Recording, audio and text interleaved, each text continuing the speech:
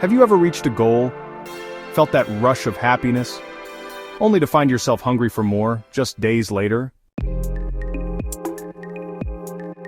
You worked hard for it, you told yourself, this is it, once I get this I'll be happy. But, when you finally got there, the satisfaction vanished quickly. This is not a personal failure. This is a psychological phenomenon. One that traps almost every human being. It's called the Hedonic Treadmill. And understanding it could change the way you live, forever. Welcome to Psych GB, where we decode the psychology of your mind, your habits, and your happiness.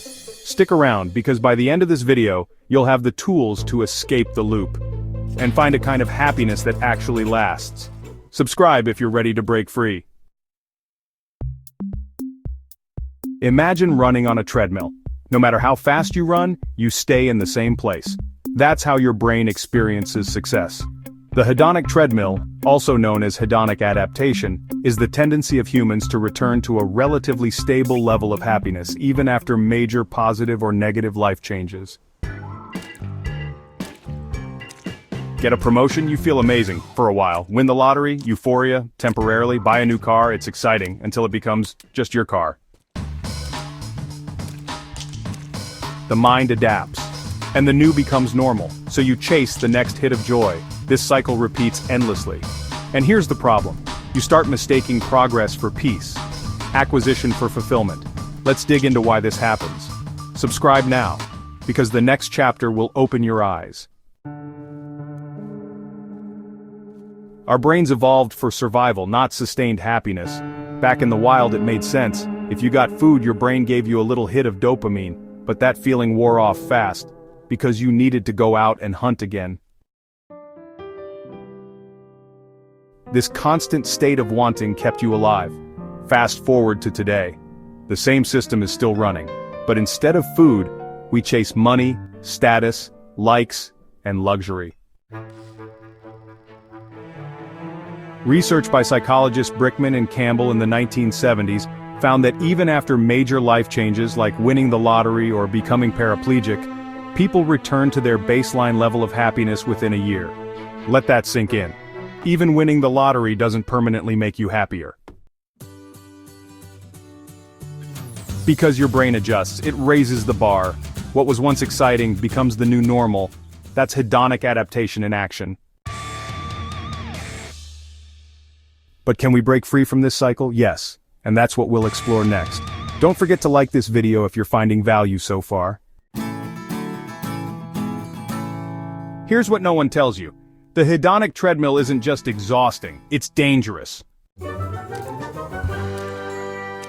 It keeps you trapped in dissatisfaction. You achieve more but feel less. This is why people with six-figure incomes can feel empty. Why influencers with millions of followers burn out. Why someone can have it all and still feel like it's not enough. Worse still, it fuels comparison. Because if you're not satisfied, you assume someone else is. So you look around, you scroll through social media, you measure your life against highlight reels, and every scroll deepens the void. This isn't how it has to be. Let's talk about how to break the cycle. Here's the truth. You can't eliminate adaptation, but you can work with it. Step 1. Practice gratitude intentionally. Gratitude slows down adaptation. When you consciously reflect on what you have, you remind your brain not to normalize it. Try this. Each morning write down 3 things you're grateful for. Not big things, small ones. Like the sun on your face, clean water, the ability to walk. Step 2. Diversify your sources of joy. Don't place all your happiness in one outcome. Instead, create small, recurring sources of fulfillment. A walk, a call with a friend, a good book, helping someone. These moments add up, and they're harder for your brain to normalize. Step 3. Shift from having to being. Focus on identity-based goals. Instead of I want to have 1 million subscribers, try I want to be someone who shares value every day. The former fades, the latter sustains. Step 4. Make peace with the present. This is the hardest one. It means understanding that happiness isn't over there, it's here, in this breath, in this moment. Accept where you are, even while working toward where you're going. Let's back this up with science. Psychologist Sonia Lyubomirsky, a leading researcher in happiness studies, found that 50% of our happiness is genetic, 10% comes from circumstances, and 40% is influenced by intentional activities. In other words, nearly half your happiness is within your control, not through success, but through consistent, simple habits. Acts of kindness boost well-being, meditation reduces stress and increases baseline joy, exercise releases endorphins, journaling increases mindfulness, social connection improves long-term happiness more than money ever could.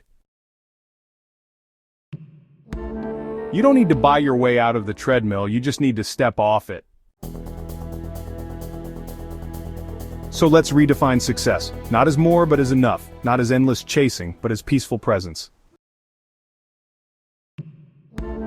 You were never meant to win the race. You were meant to wake up from it. If you've watched this far, you already have something most people don't: awareness. That's the first step to transformation.